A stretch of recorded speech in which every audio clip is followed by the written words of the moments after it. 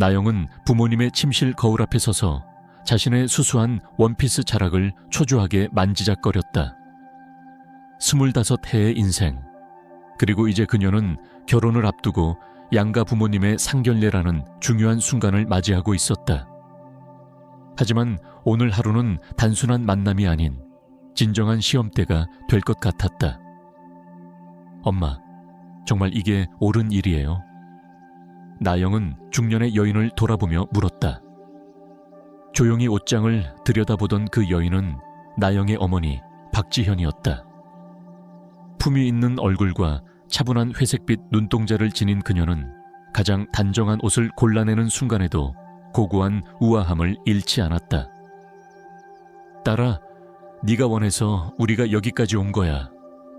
네가 장래 시어머니의 진짜 모습을 알고 싶다 했잖니. 우리야 뭐 기꺼이 이 실험에 동참하지. 지현은 그렇게 말하며 눈에 잘 띄지 않는 짙은 갈색 카디건을 꺼내 들었다. 그때 나영의 아버지 박성훈이 방에 들어섰다. 낡은 바지와 해진 셔츠 차림의 그는 겉보기에는 평범한 일용직 노동자 같았지만 그의 깊은 갈색 눈빛은 여전히 강한 내면과 확신을 담고 있었다. 사실 그는 지역 내 15개 이상의 건축자재 전문 매장을 운영하는 성공한 사업가였다. 하지만 그와 아내는 언제나 검소한 삶을 살며 돈을 과시하지 않았다. 나영은 그런 분위기 속에서 자라왔다. 16살부터 과외로 돈을 벌며 이후에는 건축사무소에서 일했다. 부모는 용돈조차 직접 벌기를 원했고 쉽게 번 돈은 사람을 망쳐 라는 아버지의 철학이 그녀의 삶에 깊이 자리했다. 그런 배경 속에서 나영은 2해 전 젊고 유망한 심장내과 의사 이민재를 만나 사랑에 빠졌다. 그에게 나영은 그저 평범한 처녀였다. 작은 원룸에 살며 낡은 차를 몰고 다니고 소박하게 입는 그녀의 모습은 결코 부유한 집안의 자제처럼 보이지 않았다. 민재의 가족은 중산층이었다. 어머니 김정숙은 보건소 소장이었고 아버지 이정우는 공장 기술자였다. 시내 중심가의 아파트와 외곽의 별장을 소유한 그들은 스스로를 교양 있는 중산층이라 여겼지만 종종 우월감을 드러내곤 했다. 특히 정숙은 처음부터 나영에게 경계심을 품었다. 그녀는 나영을 어디 출신인지 모를 평범한 여자애라 평가했고 아들의 배우자로는 더 나은 상대가 있어야 한다고 믿었다. 그러한 분위기를 나영은 예민하게 감지했다. 가족 모임에서 정숙은 늘 예의 바르지만 냉랭하게 대했고 나영의 직업이나 부모에 대해 묻는 태도에서도 진심보다는 선입견을 확인하려는 듯한 의도가 보였다. 부모님은 무슨 일 하시죠? 아버지는 건설일 하시고 어머니는 가정주부세요. 사실을 말하면서도 나영은 절대 진실을 모두 드러내지 않았다. 그럴 때마다 정숙은 마치 모든 걸 알아챘다는 듯 고개를 끄덕이며 우월감을 드러냈다. 민재는 그런 어머니의 태도를 알고 있었지만 사랑하는 나영 앞에서 갈등하는 모습도 보였다. 어머니의 우려가 틀린 건 아닐까? 과연 이 결혼이 옳은 선택일까? 그런 의문이 그를 종종 괴롭혔다. 결정적인 계기는 한 달 전 민재의 청혼이었다. 단골 카페에서 꽃과 반지를 준비해 진심을 담은 고백. 나영은 행복했지만 동시에 부모님과의 상견례를 더는 미룰 수 없다는 걸 깨달았다. 민재야, 만약 내 부모님이 네 어머니 마음에 들지 않으면 어떡하지? 그런 말 하지 마. 중요한 건 네가 내 마음에 들었다는 거야. 하지만 그녀는 그의 눈에 잠시 스친 망설임을 놓치지 않았다. 그날 밤 나영은 부모님께 자신의 계획을 털어놓았다. 정숙의 본심을 알아보기 위해 부모님의 재산과 사회적 지위를 숨기자는 것이었다. 처음에 박지현은 망설였다. 나영아, 결혼을 거짓으로 시작하는 건 옳지 않아. 엄마, 이건 거짓이 아니야. 진심을 확인하기 위한 시험이야. 만약 그들이 정말 괜찮은 사람들이라면 겉모습만 보고 판단하지 않을 거야. 그렇지 않다면 결혼 전에 알아야 하잖아. 성우는 오랫동안 침묵하다가 고개를 끄덕였다. 일리 있는 말이야. 그들을 제대로 알아보는 기회가 되겠지. 그리고 지금 나영은 부모님과 함께 허름한 옷차림으로 거울 앞에 서 있었다. 그녀는 마지막으로 부모님을 둘러보았다. 검소한 니트와 어두운 치마를 입은 어머니는 평범한 주부처럼 보였고, 낡은 셔츠를 입은 아버지는 그저 수수한 기술자 같았다. 그러나 그들의 눈빛과 품위는 결코 가려지지 않았다. 아무런 암시도 주지 마세요. 아버지는 건설 현장 일 하시고 어머니는 가정주부. 우리는 검소하게 살아요. 그리고 그들의 반응을 지켜봐요. 만약 우리를 무시하고 돌려보내면 조심스럽게 묻는 지연에게 그럼 모든 걸 알게 되는 거죠. 나영은 단호하게 대답했다. 그들은 평소에 사용하지 않던 오래된 차를 타고 집을 나섰다. 평소의 고급 SU는 차고에 그대로 두고 아버지가 현장 출근용으로 쓰는 10년 된 외제차 몸을 실었다. 차 안에서 다시 한번 설정을 점검했다. 성우는 현장직, 지현은 전업주부, 집은 외곽의 20평대 아파트, 나영은 독립해서 자립 중. 가장 중요한 건 자연스럽게 행동하는 거예요. 가난을 가장하는 게 아니라 단순하고 검소한 사람들처럼 보여야 해요. 이민재의 가족은 시내 최고급 아파트에 거주하고 있었다. 나영은 의도적으로 그 집에서 상견례를 갖자고 제안했다. 대비 효과가 더 확실할 테니까. 엘리베이터를 타고 7층으로 올라가는 동안 나영은 심장이 미친 듯이 뛰는 걸 느꼈다. 민재를 사랑했지만 그녀의 직감은 이 만남이 쉽지 않을 거라 경고하고 있었다. 문이 열리자 직접 나와 맞이한 사람은 민재였다. 새 청바지와 고급스러운 셔츠 차림의 그는 단정하고 호감 가는 모습이었다. 그는 나영의 부모님을 보는 순간 잠깐 당황한 기색을 보였지만 곧 침착하게 손을 내밀었다. 안녕하세요. 드디어 뵙게 되어 정말 반갑습니다. 우리도 반가워요 아가. 성훈이 힘있게 악수를 건넸다. 그들은 넓은 거실로 들어섰다. 김정숙과 이정우가 이미 자리에 앉아 있었다. 정숙은 우아한 원피스에 진주 목걸이를 매치했고 정우는 말쑥한 양복과 넥타이 차림이었다. 나영은 부모님이 방에 들어서는 순간 두 사람의 얼굴에 미묘한 변화가 생긴 것을 알아챘다. 정숙은 손님들의 소박한 차림을 보고 눈에 띄지 않게 인상을 찌푸렸고 정우 역시 약간 당황한 기색이 역력했다. 어서 오세요. 이쪽으로 앉으세요. 정숙이 억지 웃음을 지으며 소파를 가리켰다. 식탁은 화려하게 차려져 있었다. 고급 전체 요리, 정성스러운 그릇과 장식, 테이블 위 꽃까지. 분명 큰 기대를 가지고 준비한 듯 했지만 손님들의 검소한 모습에 정숙은 갑자기 이 모든 준비가 무의미하게 느껴진 듯 했다. 지현은 조심스럽게 소파에 앉았고 성우는 담담한 태도를 유지했지만 나영은 아버지의 손이 약간 굳어있는 것을 눈치챘다.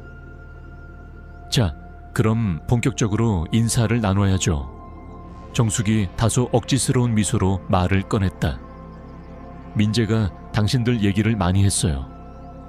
그런데 우리는 민재 씨 가족에 대해 아는 게 별로 없네요. 지현이 부드럽게 웃으며 대답했다. 우리 나영이는 워낙 조용하고 속 이야기를 잘 안 해서요. 요즘 애들은 다 그렇죠. 정숙은 짜증 섞인 목소리로 동의했다. 박 선생님은 어떤 일 하세요? 건설 일 합니다. 현장직이에요. 성훈이 담담하게 말했다. 아, 그러세요. 정숙은 짧게 대답하며 한층 냉랭해진 표정을 지었다. 지현 씨는요? 저는 집에서 살림만 해요. 딸 키우고요. 그렇군요. 정숙은 불쾌한 기색을 감추지 못했다. 어디에 사세요? 자래촌 쪽이에요. 20평대 아파트요. 그 말에 정숙과 정우는 눈빛을 교환했다. 그 지역은 일반 노동자층이 모여 사는 곳으로 명문가 출신들이 거주하는 고급 아파트와는 비교할 수 없는 동네였다. 나영 씨는 혼자 벌어서 살고 계시겠네요. 정숙이 냉소적인 미소를 지으며 물었다. 네, 저희가 경제적으로 여유가 없어서요. 성훈이 약간 슬픈 어조로 대답했다. 우리도 생계를 위해 아껴 써야 해요. 정숙은 의미심장한 눈빛으로 남편을 바라봤고 이내 아들에게도 고개를 돌렸다. 민재는 점점 불편해지는 분위기에 어쩔 줄 몰라 하며 자신의 접시만 응시했다. 그럼 식사하죠. 민재야, 손님들 자리 좀 받으려 정숙이 말했다. 식탁 분위기는 한껏 무거워졌다. 정숙의 질문은 거의 신문에 가까웠다.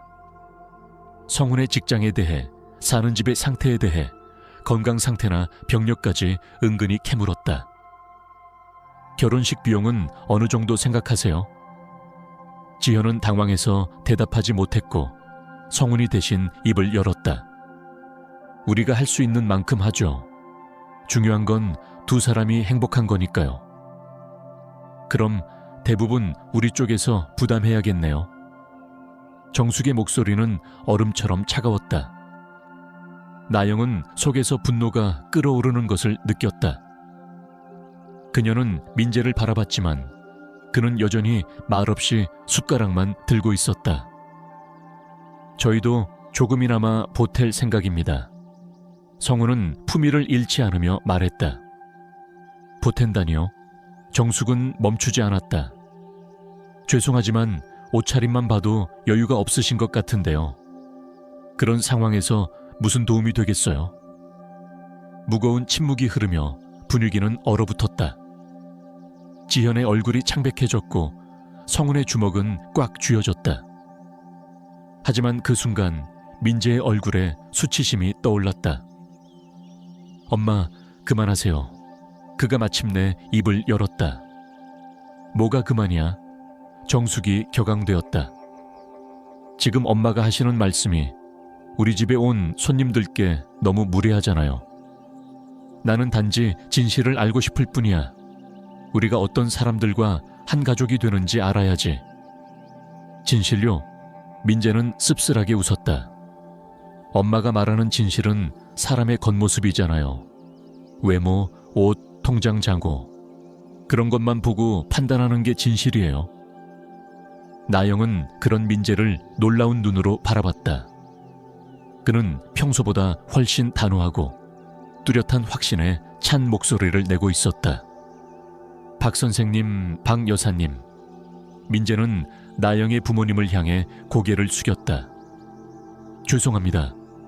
어머니가 손님에게 드릴 말씀이 아니었습니다. 얘가 미쳤구나. 정숙이 날카롭게 말했다. 저런 사람들한테 왜 그렇게 굽신거려? 엄마, 더는 못 듣겠어요. 오늘 엄마는 내 앞에서 부끄러운 모습을 보였어요. 다른 건 몰라도 내가 사랑하는 사람과 그 부모님을 이런 식으로 대하면 안 되는 거예요. 성우는 묵묵히 이 모든 장면을 지켜보고 있었다. 그는 민재의 눈빛에서 변화의 조짐을 느꼈다. 남자로서, 보호자로서의 각성이 느껴졌다. 앉으세요, 민재 씨. 성훈이 조용히 말했다. 이제 우리도 말할 차례 같군요. 진실 말씀이요. 성훈이 부드럽지만 단호한 목소리로 말했다. 그럼 여쭤보죠. 김 여사님께서 말씀하시는 괜찮은 집안이라는 건 구체적으로 어떤 걸 의미하나요? 정숙은 순간 말을 잇지 못했다. 그는 답을 찾으려 애쓰듯 고개를 기울였다. 교육, 교양, 재산, 뭐 그런 거겠죠. 그녀가 어렵사리 입을 열자 성우는 고개를 끄덕이며 이어 말했다. 그런 것도 물론 중요하겠죠. 하지만 사람 됨됨이 따뜻함, 타인을 존중하는 태도, 그런 건 재산이나 학벌보다 더 중요한 덕목 아닐까요? 그는 평온한 목소리로 이야기했지만 그 안에는 분명한 경고가 담겨 있었다. 순간 민재는 무언가 깨달은 듯한 표정으로 아버지를 바라보았다. 방금 전까지 부모님 앞에서 작아졌던 그의 눈빛이 조금씩 바뀌기 시작했다. 성우는 말을 이었다. 사실 우리도 고민했습니다. 나연기가 과연 당신들 가족과 잘 어울릴 수 있을까? 돈 때문이 아니라 사람의 성격과 본질 때문에요. 그리고 오늘 많은 걸 알게 됐습니다. 정숙은 어이없다는 듯 웃음을 흘리며 비꼬듯 말했다. 그래서 결론이 뭐죠? 성우는 그녀의 시선을 피하지 않고 차분히 대답했다. 진정한 인격은 어려운 상황에서 드러난다고 하지요. 오늘 우리는 어떤 위선이 그 아래에 숨겨져 있는지 확인할 수 있었습니다. 그 말은 정숙에게 날카로운 칼날처럼 꽂혔다. 그녀는 순간 당황한 듯 했지만 얼굴을 굳히고 아무 말도 하지 않았다. 그때 민재가 천천히 자리에서 일어났다. 식탁 주위의 시선이 일제히 그를 향했다. 그의 눈빛에는 확신이 서려 있었고 목소리는 흔들림 없이 단호했다. 엄마, 이제 그만해요. 오늘 엄마의 말과 행동은 정말 부끄러웠어요. 정숙은 당혹스러운 표정으로 그를 바라봤다. 내가 너를 위해 그러는 거잖니. 너와 나 아이들을 위해. 이런 사람들과 가족이 되다니 말도 안 돼. 그녀가 소리쳤지만 민재는 조용히 고개를 저었다. 아니요, 엄마.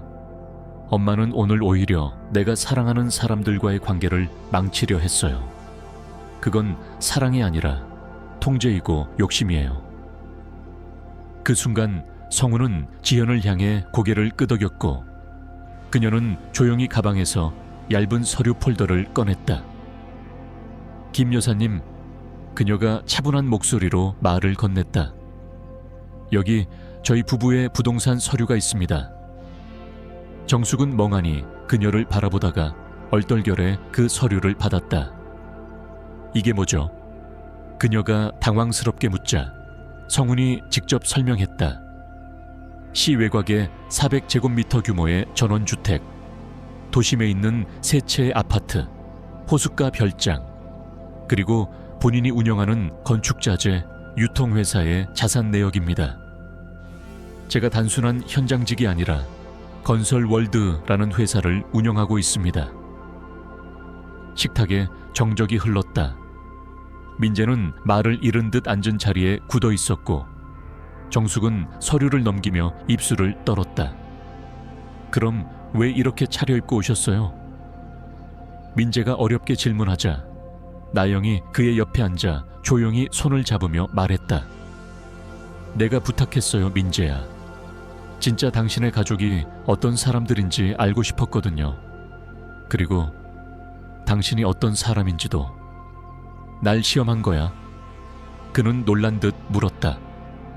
나영은 고개를 끄덕이며 대답했다. 그래요. 우리가 어려워 보일 때 당신이 어떻게 행동하는지를 보고 싶었어요.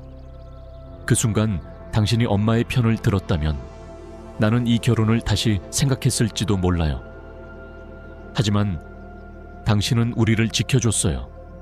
당신 스스로를 지켜냈고 그녀의 눈빛은 따뜻하고 흔들림이 없었다. 민재는 그 눈빛을 바라보다가 조용히 미소 지었다. 그럼 나 시험 통과한 거지? 응. 그녀는 조용히 대답했다. 그 순간 난 알았어요. 당신은 절대 나를 배신하지 않을 사람이라는 걸. 정숙은 서류를 한참 들여다보다가 마침내 입을 열었다. 도대체 이건 뭐예요? 이런 짓을 왜 한 거죠? 지연은 단호한 목소리로 말했다. 당신의 본 모습을 보기 위해서요. 저희 딸은 정말 진지하게 이 결혼을 생각하고 있었어요. 하지만 당신의 그 차운 태도에 많이 상처받았지요. 우리는 확실히 하고 싶었습니다. 정말 이 가족과 연을 맺어도 되는지. 성훈이 고개를 끄덕이며 말을 이었다. 우리는 가난하게 자란 사람들이에요. 그러기에 돈보다 중요한 게 뭔지 압니다. 그래서 부자가 된 지금도 그때를 잊지 않으려고 애쓰죠. 그리고 누구보다 자신을 돈으로 팔지 않는 딸을 자랑스럽게 생각합니다. 민재는 부모님을 천천히 바라보았다. 그의 눈빛은 그 어느 때보다 단단했고 더 이상 어린아이가 아닌 어른의 결단력이 서려 있었다. 박 선생님, 박 여사님, 그는 정중하게 말했다. 오늘 이 자리에 오셔서 정말 감사합니다. 그리고 저희 어머니의 무례함에 진심으로 사과드립니다. 정숙은 당황한 듯 그의 옆에서 입술을 깨물었다.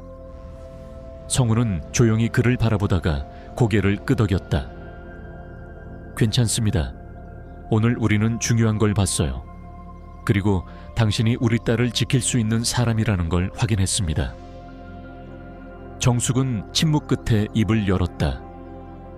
말투는 완전히 바뀌어 있었고 억지로라도 부드럽게 들리려 애쓰는 모습이었다.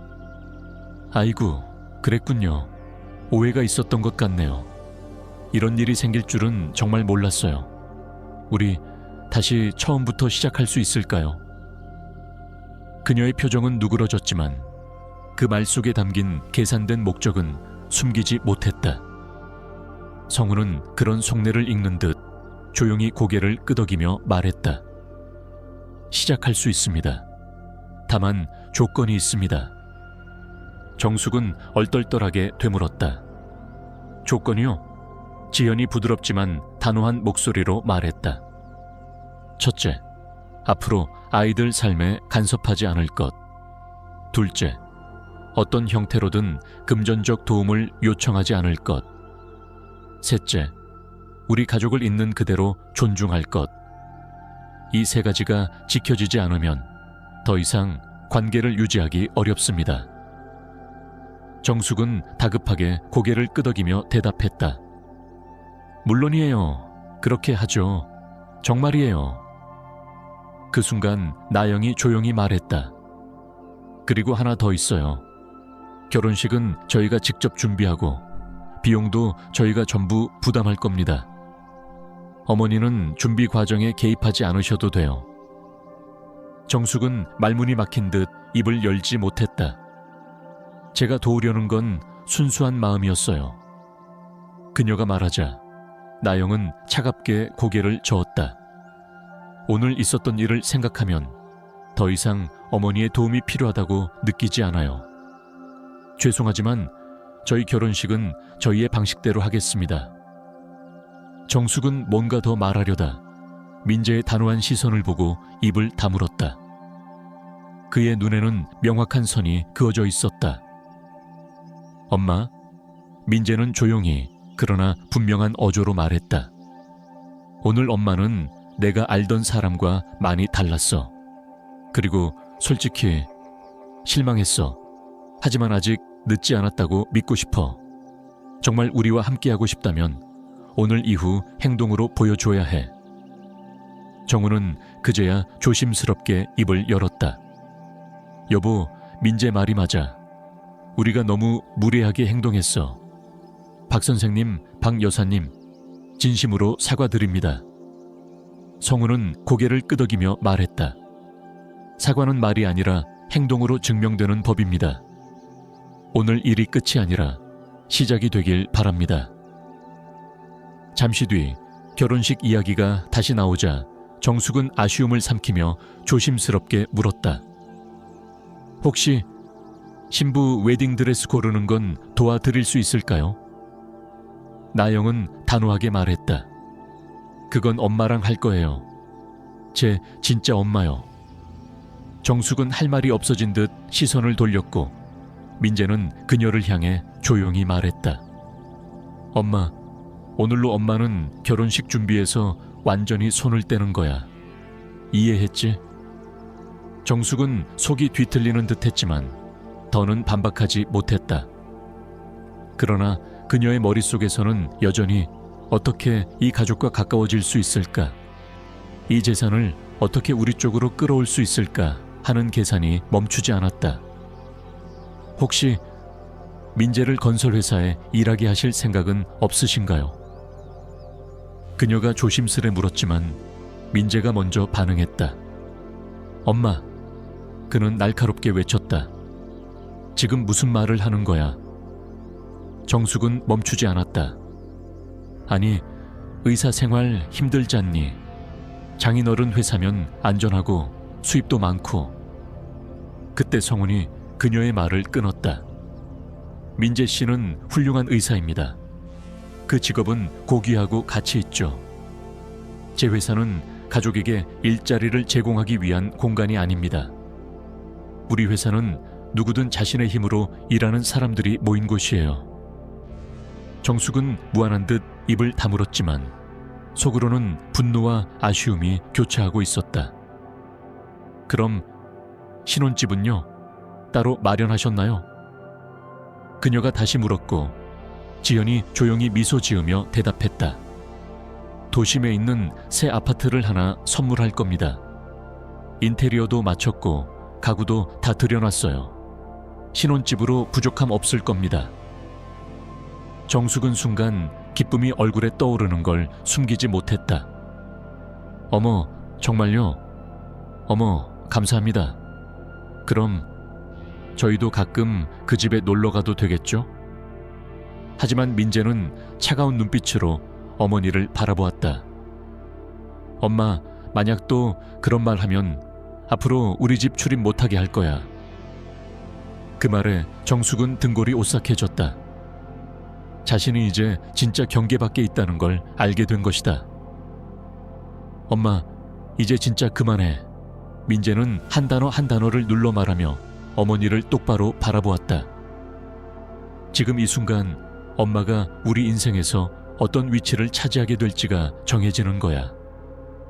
계속 그렇게 구질구질하게 굴면 정말 우리 사이에 벽이 생길 거야. 정숙은 입을 다물고 숨을 삼켰다. 그토록 순하던 아들이 이렇게 단호하게 말한 적은 처음이었다. 그녀는 이제야 자신이 너무 멀리 갔다는 걸 깨달았지만 되돌리기엔 이미 늦은 분위기였다. 성우는 조용히 나서며 덧붙였다. 우리 집의 원칙은 분명합니다. 자식은 자식대로 살고 부모는 부모대로 살아야죠. 우리가 가진 부로 누굴 조종하려는 생각은 없습니다. 민재 씨가 좋은 의사로 살아가길 바라며 우리 사업에 끼어드는 건 바라지 않아요. 정숙은 억울함과 서운함이 뒤섞인 표정으로 말했다. 그럼 최소한 결혼식 차량이나 영상 촬영 정도는 도와드릴 수 있지 않을까요? 지현이 조용히 고개를 저으며 대답했다. 그것도 저희가 준비할 겁니다. 웨딩 플래너도 있고 사진 작가도 저희가 이미 알아봤어요. 김 여사님께서 뭘 더 하시지 않아도 됩니다. 정숙은 점점 더 초라해지는 자신의 입장을 받아들이기 어려웠다. 그녀는 한때 모든 걸 계획하고 지시하고 결정하는 위치에 있었지만 지금은 그저 손님으로 초대받은 신세일 뿐이었다. 그러면 최소한 우리 쪽 하객 명단이라도 제가 정할 수는 있겠죠. 정숙은 마지막 기대를 담아 물었다. 지현은 잠시 생각하다가 말했다. 그건 괜찮아요. 다만 최대 15명까지만 부탁드릴게요. 그리고 한 년에 한두 번 보는 먼 친척은 제외해 주세요. 정숙은 어처구니 없다는 듯한 표정으로 말했다. 단 15명. 우리 집 친척만 해도 그 이상인데요. 성훈이 단호하게 말했다. 그럼 가까운 사람들만 선별하세요. 이 결혼식은 조용하고 품위 있게 치를 예정입니다. 저희는 소란스러운 결혼식을 원하지 않아요. 나영은 그런 정숙을 바라보며 아무런 동정심도 느끼지 않았다. 오늘 하루 동안 시어머니는 스스로 자리를 잃었고 그 책임은 온전히 그녀 자신의 말과 행동에 있었다. 하지만 정숙은 아직도 포기하지 않았다. 그럼 결혼식이 끝나고 따로 우리 쪽 하객을 위한 작은 파티를 열면 어떨까요? 민재 친구들이나 회사 사람들, 저희 지인들도 많은데. 민재가 단호하게 잘랐다. 아니, 결혼식은 단 한 번. 한 번의 축하, 한 번의 행사야. 더 이상 없어. 정숙은 답답함에 숨이 막힐 지경이었지만 그 앞에서는 더 이상 주장할 수 없었다. 그럼 하객 선물은 어떻게 하실 건가요? 뭔가 특별한 걸 드려야 하지 않나요? 그녀가 마지막으로 시도하듯 물었고 성우는 담담하게 대답했다. 각자 하고 싶은 만큼만 하면 됩니다. 하지만 무엇보다 중요한 건 계산하지 않는 마음입니다. 무언가를 바라고 주는 선물은 선물이 아니죠. 이제 분위기는 마무리 수순에 들어섰다. 지현은 자리에서 조용히 일어나며 말했다. 이제 저희는 가보겠습니다. 오늘 중요한 이야기는 다 나눈 것 같아요. 정구가 당황한 듯 말했다. 벌써 가시게요? 아직 차라도 한 잔 더 하시지. 성훈이 조용히 웃으며 대답했다. 오늘 하루가 꽤 길었습니다. 집에 가서 정리도 좀 해야겠어요.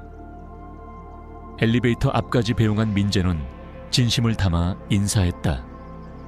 성훈 선생님, 지현 여사님, 오늘 정말 감사합니다. 그리고 기회를 주셔서 감사합니다. 앞으로 나연기와 함께 책임감 있게 살아가겠습니다. 성훈은 그의 어깨를 툭툭 두드리며 말했다. 잘했어, 아들. 오늘 너는 진짜 남자가 되었구나. 앞으로도 그 마음 잃지 말고 살아가렴. 민재는 조용히 고개를 끄덕였다. 잊지 않겠습니다.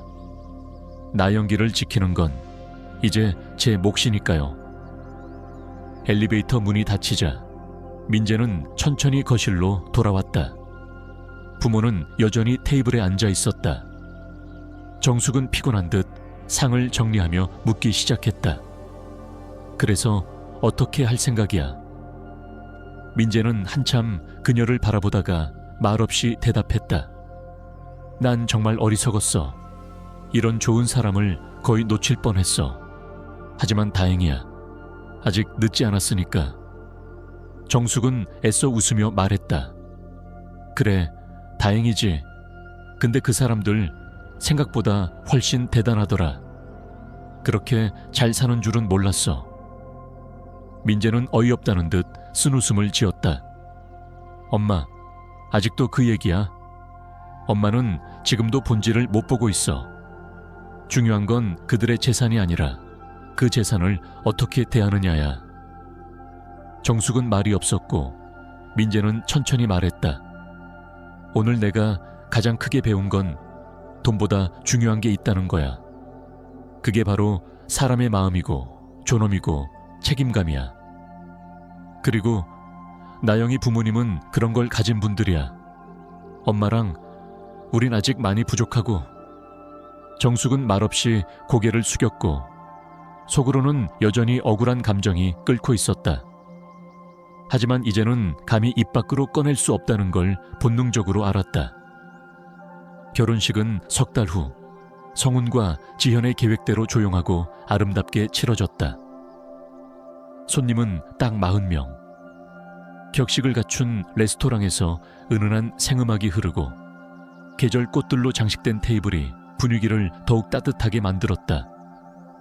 정숙은 끝까지 얌전하게 행동했다. 웃고 축하하고 사진을 찍고. 하지만 준비나 진행에는 전혀 관여하지 못했다. 그녀는 이미 그 자격을 잃었다는 걸 알고 있었고 더 이상의 반항은 민재와의 관계에 치명적일 수 있다는 사실도 잘 알았다. 결혼식 날 성우는 축사를 하며 이렇게 말했다. 우리 딸이 좋은 사람을 만나 함께하는 길을 선택했습니다. 저희 부부는 나연기를 위해 도심 한가운데 있는 새 아파트를 마련했습니다. 좋은 환경에서 두 사람이 온전한 가정을 만들어가길 바라는 마음입니다. 그리고 민재 씨, 당신은 훌륭한 의사입니다. 꼭 그 길을 계속 걸어가 주세요. 그건 돈보다 더 값진 삶입니다. 민재는 그 말을 들으며 숨을 깊게 들이쉬었다. 성훈의 말은 강요도 제한도 아닌 진심 어린 믿음의 표현이었다. 그는 자신이 뭔가를 증명해내야 할 무게를 느꼈지만 동시에 사랑받고 있다는 안정감도 함께 느꼈다. 정숙은 다른 테이블에서 이 모든 장면을 바라보며 속으로 생각했다. 저 아파트 웬만한 건물 하나 값이네. 신혼여행도 해외, 그것도 이탈리아. 도대체 얼마나 쓴 거야? 그녀는 계산을 멈출 수 없었다. 집, 예식, 여행, 인테리어. 수억 단위의 돈이 흘러들어간 이 모든 것이 이제 아들의 이름 아래로 귀속된다는 사실에 감탄과 질투가 뒤섞였다. 하지만 동시에 아무것도 결정할 수 없고 개입할 수 없는 현실 앞에 무력감을 느꼈다. 그녀는 마음속으로 외쳤다. 이제 우리도 가족인데 나라고 못 얻을 게 뭐가 있겠어. 결혼 후 나영과 민재는 이탈리아로 3주간 신혼여행을 떠났다. 로마, 피렌체, 베네치아를 거치며 두 사람은 진정한 휴식을 즐기고 새로운 인생의 시작을 조용히 준비했다. 정숙은 그 기간이 기회라고 생각했다. 지금이야말로 나영이 엄마랑 친해질 절호의 타이밍이지. 그녀는 지연에게 전화를 걸었다. 지연 여사님, 잘 지내시죠? 아이들 잘 도착했나요? 지연은 조용히 대답했다. 네, 첫날 밤에 로마에서 사진을 보내왔어요. 아주 행복해 보이더군요. 정숙은 웃으며 덧붙였다. 정말 다행이네요. 그런데 말이에요. 우리 한번 만나서 차라도 마실까요? 이제 우리도 사돈 아닙니까? 서로 좀 더 알아가면 좋잖아요. 그 순간 지연의 목소리가 단호해졌다. 왜요? 정숙은 잠깐 당황했지만 웃으며 답했다. 에이, 그냥요. 친해지면 좋잖아요. 지연은 조용하지만 꿰뚫는 말투로 이어갔다. 김 여사님, 솔직히 말해주세요. 지금 전화하신 이유가 뭔가요? 정숙은 마음속에서 불쾌감이 스멀스멀 올라오는 걸 느꼈지만 억지로 눌러가며 답했다. 에이, 뭐 그런 게 어디 있어요. 그냥 사람이 만나면 정도 쌓고. 지연은 말을 끊었다. 아니요, 분명히 목적이 있으실 겁니다. 말해보세요. 정숙은 숨을 한번 삼키고 결국 입을 열었다. 사실은 욕실이 오래돼서요. 리모델링 좀 해야 할 것 같은데 혹시 도움을 좀... 그 말이 끝나기도 전에 지연은 냉정하게 말했다. 그만하세요. 정숙은 멍하니 전화를 들고 있었다. 지연은 조용히 말을 이었다. 우리는 이미 분명히 말씀드렸습니다. 어떤 금전적 도움 요청도 하지 않기로요. 김 여사님, 저희는 아무것도 빚지지 않았고 앞으로도 그러고 싶지 않습니다. 정숙은 허탈하게 웃었다. 그게 뭐 그리 대단한 돈도 아닌데요. 욕실 하나 고치는 게 뭐 얼마나 든다고. 지연은 여전히 냉정하고 단호했다. 우리 재산의 크기와 무관하게 우리가 정한 원칙은 흔들리지 않습니다. 그리고 김 여사님은 우리 가족이 아니에요. 법적으로야 사돈이지만 진정한 가족은 함께 노력하고 배려하는 사람들이죠. 정숙은 당황해 버벅였다. 저는 그저 친해지고 싶었던 거예요. 뭐 그 정도 부탁도 못하나요? 지연은 잠시 말을 멈췄다가 차분히 말했다. 친해지려면 먼저 존중부터 하셔야죠. 진심 없는 친밀감은 우리가 원하지 않습니다. 다음부터 이런 이유로 전화하지 마세요. 또 그러신다면 연락을 완전히 끊겠습니다. 정숙은 전화를 끊고 가만히 앉아 있었다. 머릿속이 하얘졌다. 아니, 저 사람들 왜 저래? 저렇게 돈이 많으면서 욕실 공사 하나 안 해줘. 그녀는 순간 참을 수 없는 분노와 자괴감을 동시에 느꼈다. 그래, 아들에게 말하자. 저 사람들이 얼마나 싸가지 없게 구는지, 말만 번지르르 하지 속은 얼마나 야박한지. 민재는 내 편 들어주겠지. 신혼여행에서 돌아온 민재와 나영은 건강하고 행복한 모습이었다. 이탈리아의 햇살 아래에서 그들은 새로운 출발을 다졌고, 그 여행은 단지 휴식이 아니라 서로를 더 깊이 이해하게 된 시간이었다. 민재는 부모님 집을 찾아와 인사를 드리며 조용히 말했다. 엄마, 잠깐 이야기 좀 할 수 있을까? 정숙은 기다렸다는 듯 반가운 얼굴로 말했다. 그래, 당연하지. 하고 싶은 말이 많았어. 두 사람은 거실에 마주 앉았고 정숙은 서두르듯 이야기를 꺼냈다. 민재야, 너 새 장인 장모 말이야. 조금 이상하지 않니? 내가 욕실 얘기 좀 꺼냈다고 얼마나 무례하게 구는지 몰라. 그 사람들 좀 너무하더라. 그녀는 의도적으로 억울한 표정을 지으며 덧붙였다. 내가 뭘 그렇게 큰 부탁을 한 것도 아니고 그냥 리모델링 조언 좀 구했을 뿐인데 말이야. 나한테 막말까지 했어. 민재는 가만히 어머니를 바라보았다. 잠시 동안 아무 말도 하지 않았다. 그리고 조용히 물었다. 정확히 어떤 조언을 구했는데? 정숙은 시선을 피하며 말했다.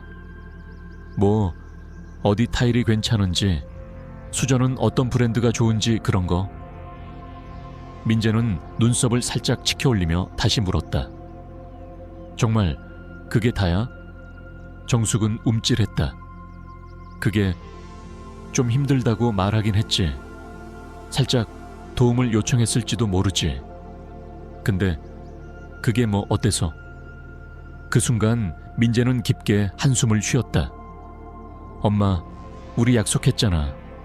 장인어른한테는 어떤 형태로든 금전적인 도움을 요청하지 않기로. 우리가 독립적으로 살기로. 정숙은 억울함을 참지 못하고 말했다. 아니, 걔네는 돈이 넘치잖아. 그런 건 그냥 해줘도 되는 거 아니야? 민재는 조용히 고개를 저으며 대답했다. 엄마, 그건 상관없어. 중요한 건 우리가 우리 힘으로 살아가는 거야. 난 장인의 돈으로 사는 사위가 되고 싶지 않아. 그리고 엄마가 그런 얘기를 꺼내는 것 자체가 부끄러워. 정숙은 감정이 북받쳐 결국 말했다. 아니, 그럼 네가 우리한테 뭘 해줄 건데? 집도 없고 수입도 그리 많지 않고, 그럼 나중에 아이라도 생기면 어떡할 거야? 민재는 단호한 목소리로 대답했다. 그럼 우리가 차근차근 벌어서 해나가야지. 엄마가 바라듯 쉽게 사는 인생은 내 삶이 아니야. 나는 내가 존중할 수 있는 방식으로 살고 싶어. 그리고 나영이도 그렇게 살기를 원해. 정숙은 아들의 말에 충격을 받았다. 내가 낳고 키운 아이가 이렇게까지 냉정하게 말할 수 있다니. 그녀는 속으로 되뇌었다. 분명 그 여자한테 세뇌당했어. 원래 우리 민재는 이런 애가 아니었는데. 그러나 현실은 달랐다. 민재는 더 이상 어머니의 의도대로 움직이지 않는 어른이었고, 이제 그는 아내와 함께 새로운 가족을 이루는 독립된 가장이었다. 정숙은 마지막 희망을 걸고 나영에게 연락했다. 나영가, 잘 지내지? 신혼집은 어때? 나영은 조심스러운 말투로 대답했다. 네, 잘 지내고 있어요. 집도 아주 마음에 들고요. 정숙은 잽싸게 말을 이었다. 그래. 그래서 말인데, 우리 같이 백화점 좀 갈까? 너 이제 며느리니까 고급 옷도 좀 사고 액세서리도 사고 이제 여유 있으니까 즐겨야지. 하지만 나영의 대답은 단호했다. 필요 없어요. 저 예전부터 필요한 것만 사며 살았고 지금도 그래요. 정숙은 놀란 듯 물었다. 아니, 지금은 부자잖아. 네가 무슨 걱정이 있어? 나영은 조용히 웃으며 말했다. 부자는 제 부모님이고 저는 제 월급으로 사는 사람입니다. 그리고 그렇게 계속 살 거예요. 정숙은 이해할 수 없다는 듯 말했다. 아니, 민재가 장인어른한테 부탁하면 뭐든 할 수 있잖아. 왜 그걸 안 해? 나영의 목소리는 더 냉정해졌다. 민재는 그런 부탁하지 않아요. 그리고 앞으로도 안 할 거예요. 우리 부부는 각자의 힘으로 살기로 약속했거든요. 정숙은 당황한 듯 말을 더듬었다. 그래도 그건 너무 고지식한 거 아니니? 그렇게 안 살아도 되잖아. 부모 도움 좀 받는다고 나쁜 건 아니잖아. 나영은 조용히 숨을 들이쉬며 말했다. 우리가 도움을 요청하지 않는 이유는 단 하나예요. 자존감 때문이에요. 우리 인생을 우리가 책임지고 싶어서요. 부모님이 도와주시겠다고 해도 그건 정말 위급할 때만 생각할 거예요. 지금처럼 욕실 수리 같은 건 저희가 알아서 할 수 있어요. 정숙은 더 이상 할 말이 없었다. 그녀는 전화를 끊고 깊은 좌절감에 빠졌다. 도대체 이 사람들은 왜 이러는 거야? 그렇게 많이 가졌으면 좀 나눠주면 되잖아. 가족이잖아. 가족이면 좀 베풀 수도 있지 않나? 하지만 마음 한켠에서는 이미 그녀가 이 가족에게 신뢰받지 못하고 있다는 사실을 깨닫고 있었다. 그리고 그 신뢰는 그녀 스스로가 무너뜨린 것이었다. 그날 이후로 정숙은 다시 시도했다. 이번에는 직접 돈을 요구하지 않고 돌려 말하는 방식으로 접근했다. 가끔은 민재에게 전화를 걸어 자동차가 요즘 이상하네. 수리비가 너무 비싸 라고 넌지시 말하거나 요즘 물가가 너무 올라서 연금만으로는 좀 빠듯하다며 한숨을 쉬었다. 또 다른 날에는 병원에서 정밀 검사를 권하더라며 슬쩍 병원비 이야기를 꺼냈다. 그러나 민재와 나영의 반응은 언제나 같았다. 침착하고 단호하며 결코 경계를 넘지 않았다. 그들은 안타깝네요. 필요한 거 있으면 알려주세요. 우리가 도울 수 있는 선에서 함께 고민해 볼게요. 라는 말은 했지만 절대 돈을 내밀지 않았다. 결국 정숙은 점점 깨달았다. 이 가족은 경계가 분명했다. 나영의 부모는 딸을 위해 아낌없이 주지만 그것이 타인에게까지 확장되지는 않았다. 그리고 그건 그들의 인생 철학이었다. 민재도 이제는 그 철학에 동의했고 그 경계를 철저히 지켰다. 정숙은 그런 현실이 억울했다. 아들이 좋은 집안에 시집가면서 자신은 아무것도 얻지 못한다는 사실이 받아들이기 어려웠다. 이런 부잣집 사돈을 얻었는데 내 노후는 여전히 빠듯하고 욕실 하나 고치기도 힘들다니. 이게 무슨 운명이야. 하지만 그와 동시에 그녀는 아들이 더 이상 자신의 말에 휘둘리지 않는다는 사실을 인정할 수밖에 없었다. 민재는 단단해졌다. 더 이상 어머니의 시선이나 기대에 흔들리지 않았고 나영을 향한 책임감과 사랑으로 삶의 방향을 스스로 결정하고 있었다. 어느새 그녀는 아들에게 설득해야 할 대상이 아닌 단호하게 선을 긋는 어른이 되어 있었다. 반면 민재와 나영은 조용하고 단단한 행복을 쌓아가고 있었다. 두 사람은 자신들의 수입으로 생활하고 주말이면 공원을 걷거나 도서관에서 책을 읽었고 때때로 자그마한 여행을 떠났다. 부모가 준 아파트는 안락하고 따뜻했으며 집은 언제나 깨끗하게 정리되어 있었다. 그곳은 둘만의 성역이었고 누구도 함부로 드나들 수 없는 공간이었다. 정숙은 가끔 초대를 받아 그 집에 가곤 했지만 더 이상 과거처럼 마음대로 조언하거나 간섭할 수 없다는 걸 본능적으로 느꼈다.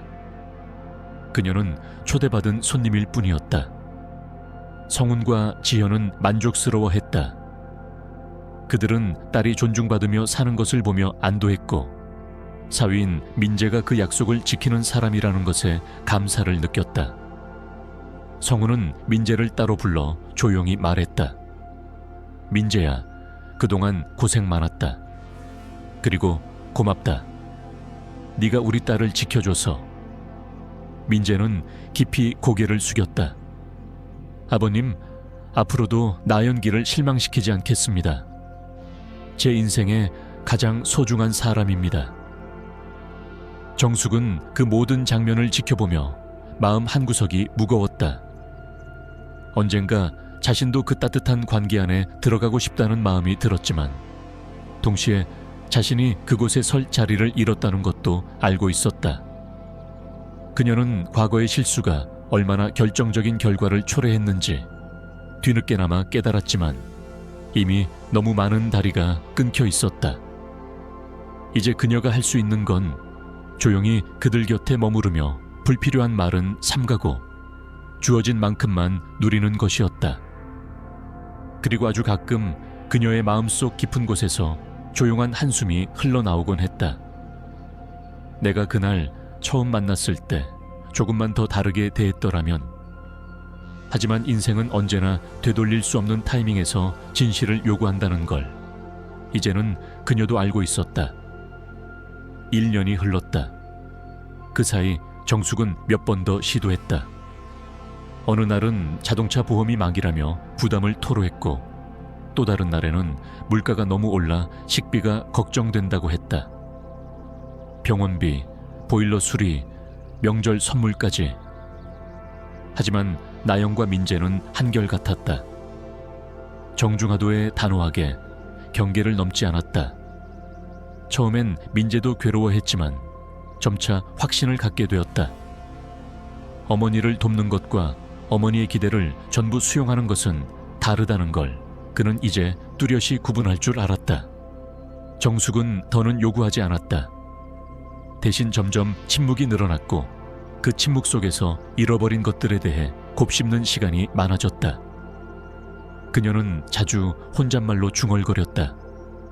난 뭘 그렇게 잘못했을까? 하지만 속으로는 알고 있었다. 사람을 외모와 조건으로 판단했던 오만, 처음 만난 날의 무례함, 그리고 무엇보다 상대의 선의를 이용할 수 있는 자원으로 간주했던 스스로의 계산이 모든 걸 무너뜨렸다는 것을. 한편 민재와 나영의 삶은 평온하고 안정적이었다. 둘은 함께 일하며 각자의 전문성을 키워갔고 특별히 눈에 띄는 사치를 부리지 않아도 일상에서 행복을 찾을 줄 알았다. 휴일이면 부모님을 차례로 찾아뵙고 가끔은 둘만의 시간을 위해 근교 여행을 다녀오기도 했다. 나영은 자신의 세계를 지키면서도 타인을 존중하는 법을 알고 있었고 민재는 그런 그녀를 끝까지 믿고 지지했다. 정숙은 이제 민재와 나영의 집에 갈 때마다 정해진 약속을 지켰다. 초대를 받기 전에는 가지 않았고 머무는 시간도 짧게 조절했다. 예전처럼 선물이나 요구 조건을 들고 가지 않았다. 그저 미소를 지으며 앉아 차 한 잔 마시고 손자 이야기를 듣거나 조용히 돌아오는 길에 공원을 걷는 것으로 만족했다. 그녀는 더 이상 부자의 사돈이라는 말을 입에 올리지 않았다. 그 말이 자신에게서 얼마나 많은 품위를 앗아갔는지 이제는 잘 알고 있었기 때문이다. 그녀가 진심으로 원하는 것이 돈이 아니라 관계였다는 사실을 깨닫기까지는 많은 시간이 필요했다. 그리고 그 깨달음은 늦었지만 진심이었다. 그날 민재는 어머니에게 조용히 말했다. 엄마, 요즘 참 차분해지신 것 같아요. 고마워요.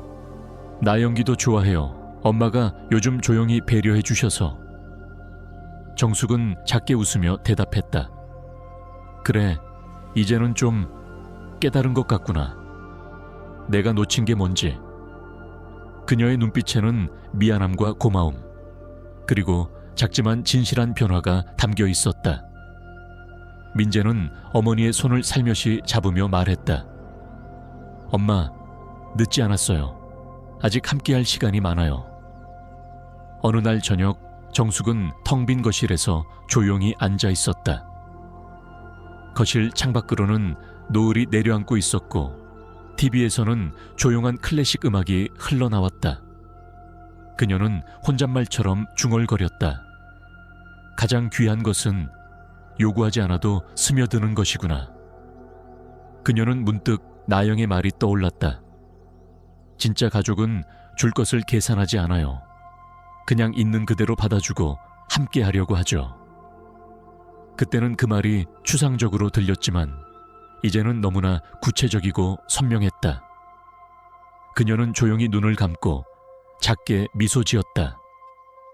비로소 그녀도 조금은 변하고 있었다. 느리지만 확실하게